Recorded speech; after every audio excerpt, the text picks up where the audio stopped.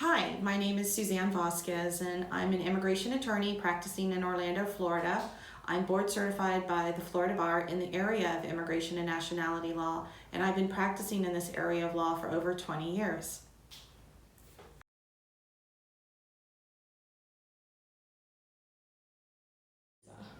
The E-2 visa is a creation of a treaty agreement between the United States and a foreign country to foster trade. The treaty investor visa is an opportunity for a foreign national who's a national of the treaty country to come to the United States and start a small business, or an employee of a treaty company already established in the United States to come and take employment either as an essential skill worker or a supervisor.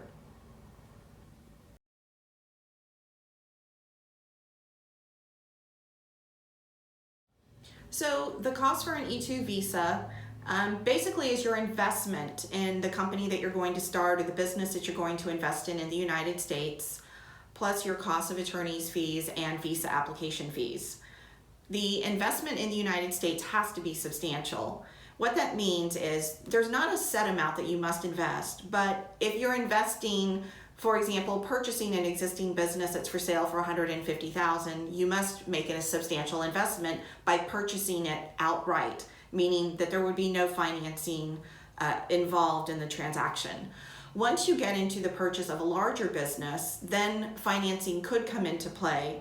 And that's something that you would further discuss with myself or my office if you were interested in that type of visa.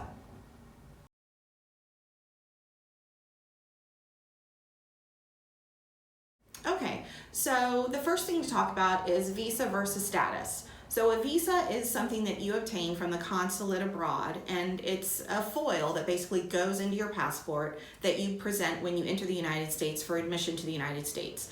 When you're admitted to the United States, you have an I-94 card, which now is online, but the I-94 regulates your status. So it tells you what status you've been admitted in and for how long you can be admitted.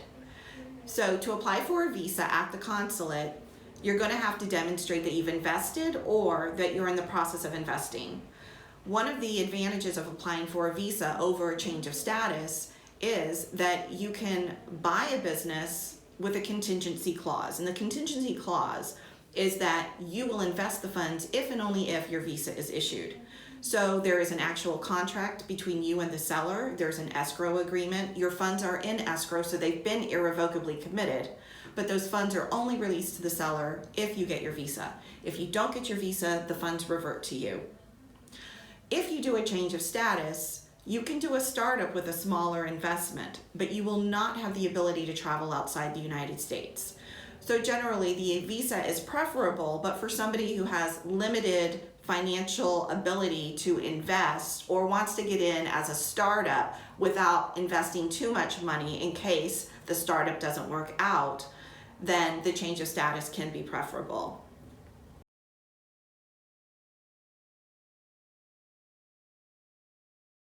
So it doesn't really take a long time to get the E-2 visa if you know what you want to do and you've identified a business that you want to invest in or what exactly you want to do in terms of a startup if you're doing a startup. But you do have to show that you have taken substantial steps to investing. And really and truly, you are going to need to do a lot of legwork, but it's not legwork that will take that long. You'll need to find either an office space or an existing business. You'll need to put together a business plan. You'll need to coordinate all of this with your attorney, and you will need to fill out application forms and present other biographical information. We've done these in as little as 30 days. Including the business plan, and then going to the consulate depends on which consulate you're going to and what their processing times are. But you hear of people waiting years for certain visas. Certainly this is not one of them. It's just subject to visa availability at the consulate, visa availability for appointments at the consulate.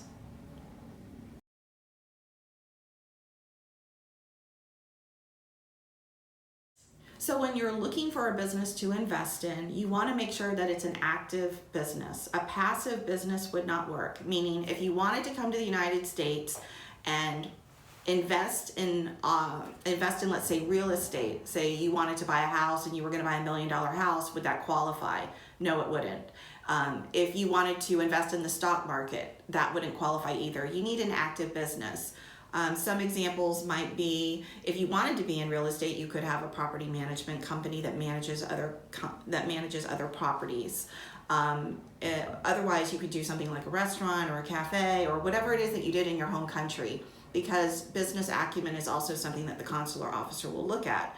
They will want to be convinced that you can come here and succeed in your business. They don't want you to fail. So they will look at what you've done in the past. Any kind of managerial experience, though, will be very helpful, as long as you can explain to the consular officer why you think your experience will help you run the business you're investing in the United States. Then you should meet that requirement of business acumen.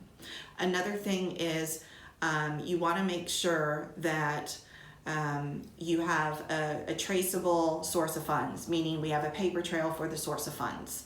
The source of funds have to be legitimate, so you've got to trace it to a legitimate source. Oftentimes we can do that with your foreign company payroll and your taxes, or you may have sold a property and then we would get the proceeds from the property and we would have the paper trail from the sale of the property arriving all the way into your personal account, which from your personal account you would invest in the United States. A lot of the businesses, when they're purchased, are purchased through a company. So you would open your own company in the United States, and through your company, you would fund your company from your personal funds, and then your company would enter into a contract to buy a U.S. company that would be your investment.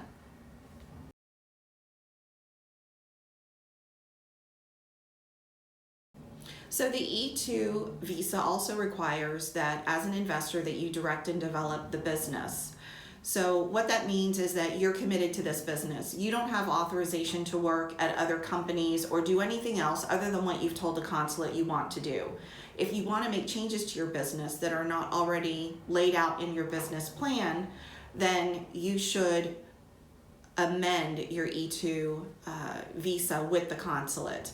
But suffice it to say, you are here to direct and develop your investment and nothing else. Now, the great thing about the E2 visa is that spouses are eligible for work authorization.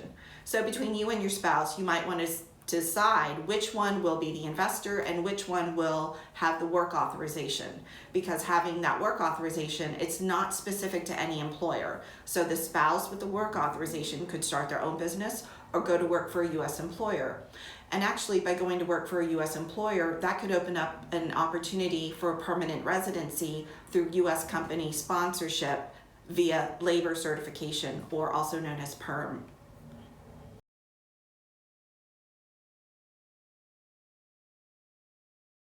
So another really important requirement for E2 status or visa is that your business is not marginal. So what that means is that your business needs to create employment for U.S. workers.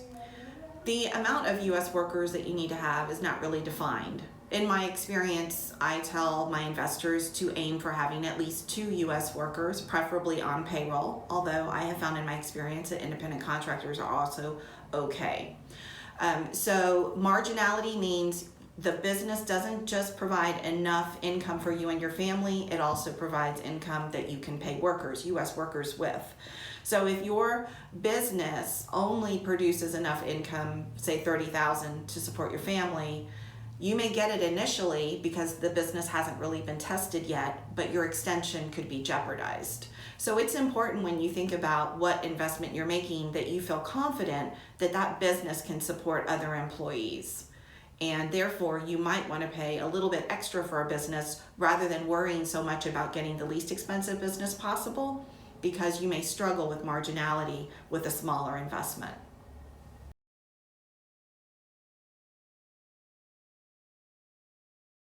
So spouses get work authorization, and children are allowed to go to public school, and they can even go to college up until they become 21. So children are dependents included with the principal until they reach age 21.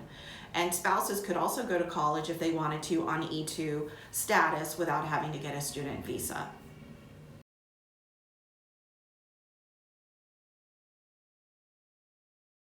So generally speaking, the visa can be issued up to 5 years. The very first time you apply for an E2, the consular officer might issue it for less than 5 years, though in my experience, most of the time it is 5 years. When you enter the United States, your status will be for 2 years. So that's important also to remember. The visa is for entering the United States, but when you're in the United States, you have to always be in status. So when you're reaching your 2 years, you may have to make a trip outside the country, a short trip, or back to your home country so that you can be readmitted again for 2 years. But your visa and your ability to travel into the US on the E2 would be up to 5 years. If you were doing a change of status, then that would only be 2 years. And again, you wouldn't have the ability to travel, but with a change of status, you can invest a little bit less money and have a startup instead of an existing business. And then after 2 or 4 years, once you've built up that business from the smaller investment, it could be a more viable application at the consulate.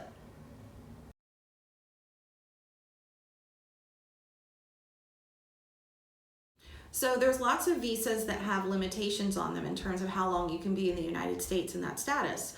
But the E2 is renewable indefinitely. Of course, you still have to be running your business or here in whatever the capacity was that you indicated you would be in when you applied for the visa. But as long as you are and everything is going well and your business is not marginal, then you should be able to renew the E2 indefinitely.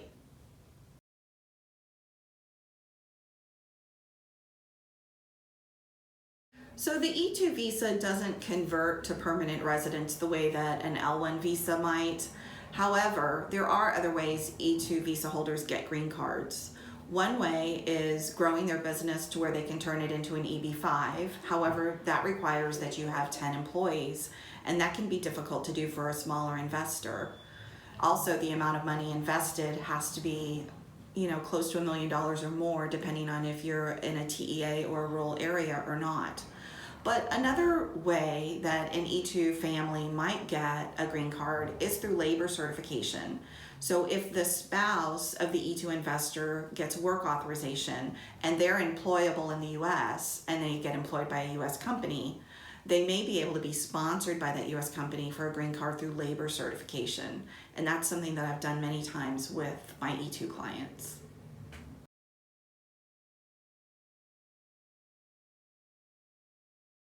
I think the difference between applying in the United States versus at the consulate is the amount of money that you need to invest. I think it's challenging, although I know certain practitioners have presented E2 visas at consulates for small investment amounts, such as 30, 40,000. I think it's a lot easier, though, to do a startup in the United States with a smaller amount if you want to do a startup. You may not want to, it may not work out in your situation, and you really need to consult with an attorney to figure out what's best for you.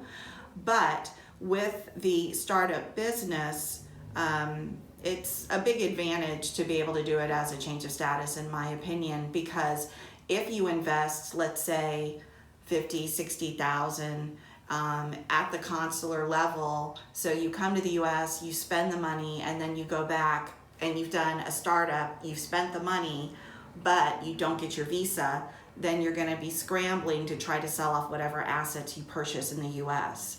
The visa option for me makes most sense if you're doing it as a contingency, meaning you found a business, the money's going in escrow, and you're only out the money if you get the visa. But keep in mind, there's different consulates, and even though the law is the same, the practice, depending on the consulate that you're at, could be different. And you would determine that based on our conversations during a consultation.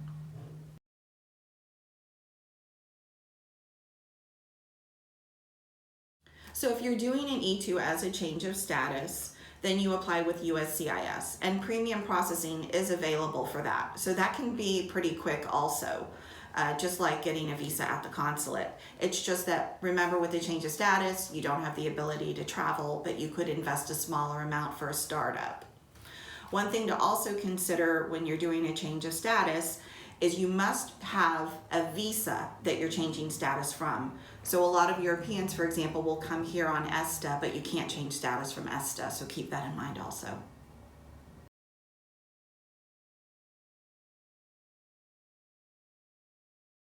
Well, I myself have been practicing immigration law for over 20 years, and my partner just about as long. We are board certified, so we are considered experts in our field. we've been doing E2 visas for just as long as well. And, with experience comes knowledge, and we know what works around the world. Consulates differ depending on where you're going. I'm very active with the American Immigration Lawyers Association, and I love my CLE continuing education credits. So I'm constantly staying on top of what's going on around the world in terms of visas. So given our experience and the fact that we do this day in and day out, we really have our fingers on the pulse of visa issuance around the country, around the world for E2s.